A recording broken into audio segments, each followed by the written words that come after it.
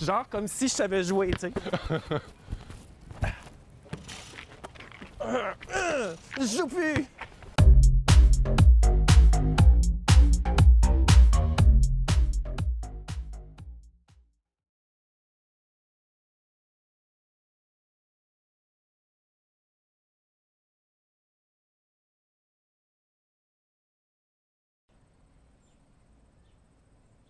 On est à Hochelaga, marché Maisonneuve, puis on s'en va rencontrer notre ami Guillaume. À peine ça, je pense 60 heures. Il s'en allait en traitement, en fait, quand on l'a rencontré. Aujourd'hui, Guillaume, c'est complètement quelqu'un d'autre en plus, là. C'est quand même, c'est le fun de côtoyer Guillaume parce qu'il est rendu quelqu'un avec plein de lumière dans les yeux, qui a repris sa vie où est-ce qu'il l'avait laissée, puis qui veut nous rencontrer aujourd'hui. C'est quand même génial, là. Puis je pense que le fait d'y parler puis de l'entendre jaser des inconforts de son rétablissement, ou du moins comment il en est venu là, puis à quel point ça a été un terrain inconnu pour lui, je pense que ça peut faire du bien à bien du monde juste parce que tout le monde s'identifie à ça.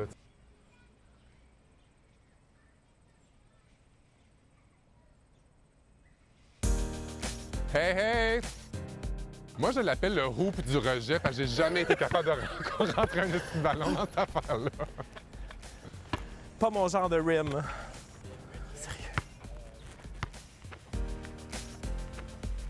À cette époque-là, à quoi ça ressemblait si tu avais à faire un portrait de ta consommation ou simplement de ta vie à cette époque-là?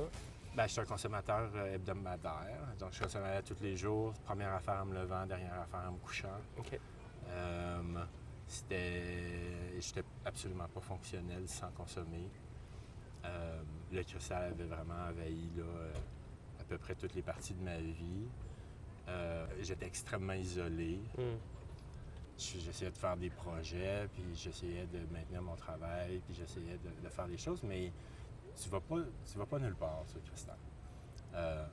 C'est-à-dire que tu vas jamais progresser vers quelque chose où tu vas jamais réussir, puis j'accumulais les échecs surtout. Échec après échec après échec. Puis ça commençait, même l'endroit où je travaillais le plus fort, qui est le travail, j'accumulais les échecs là aussi.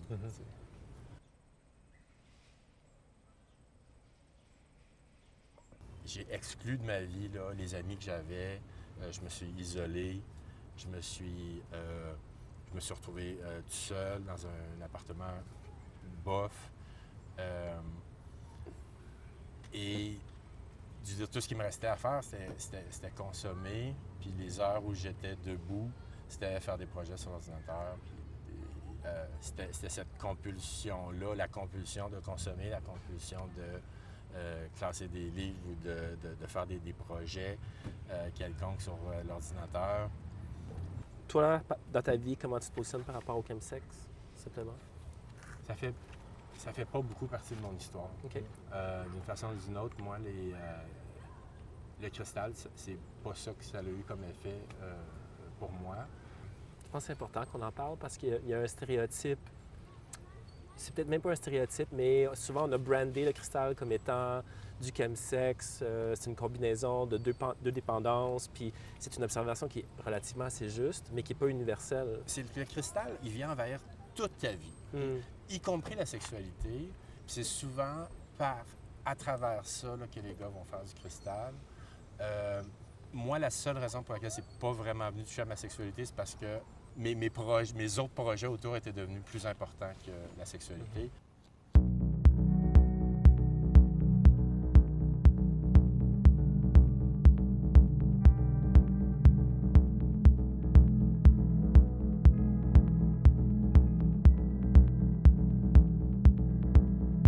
C'est comme touchant d'être ici. C'est comme notre salle de refuge. Ben moi, c'est le local dans lequel je me suis retrouvé là, tout de suite après ma consommation. J'ai dormi 3 jours, puis je me suis pointé ici le soir. C'est le début de mon rétablissement. Oui. Carrément.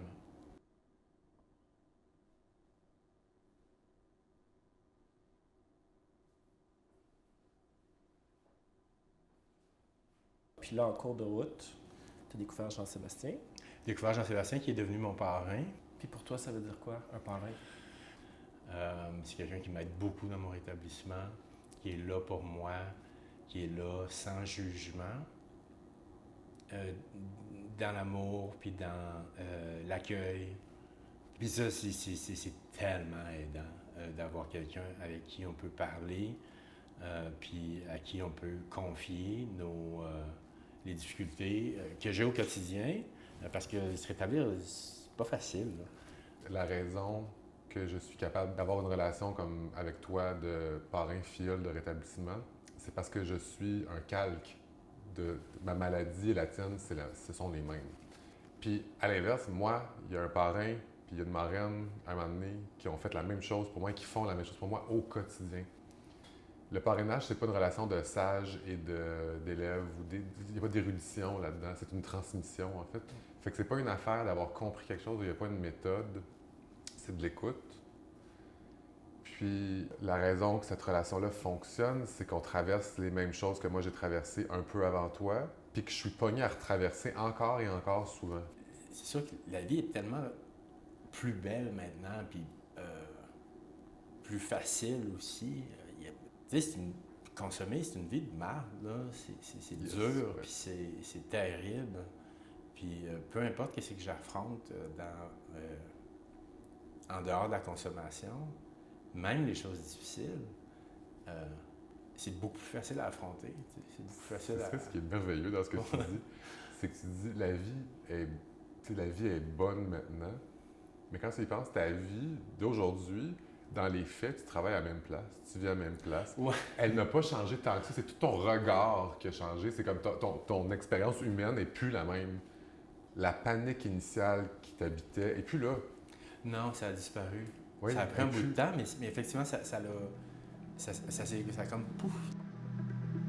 Je sais que c'est difficile de faire confiance puis d'avoir de l'espoir pendant cette période-là, mais ou quand tu n'arrives pas à arrêter de consommer. Mais juste vas-y, puis donne-toi une chance.